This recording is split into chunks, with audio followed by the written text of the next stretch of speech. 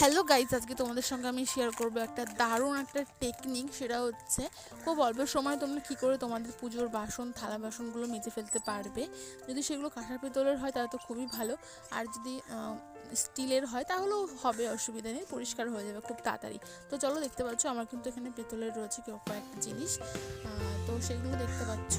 আর কম বেশি সবার বাড়িতে যে বালি থাকেই, বালি আর হচ্ছে হালকা একটু সার্ফ ভালো করে মিক্স করে নিয়ে একটা বোলের মধ্যে, তো সেগুলো নিয়েছি। আর এটা হচ্ছে টক পাতা। টক পাতা আমাদের এখানে পাওয়া যায়, আমাদের এখানে টক পাতাই বলে, তো এগুলো অনেক পাওয়া যায়। তো সেটা ভালো করে জল দিয়ে ধুয়ে নিলাম।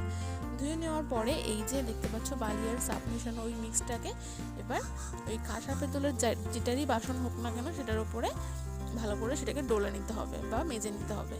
এটা কিন্তু তুমি যেহেতু আমি এক হাত দিয়ে ভিডিও মানে ফোন ধরে আছি, সেহেতু বুঝতেই পারছো একটু অসুবিধা হচ্ছে। আমি এক হাত দিয়ে দেখানোর চেষ্টা করছি। তো কিছুক্ষণ এরকম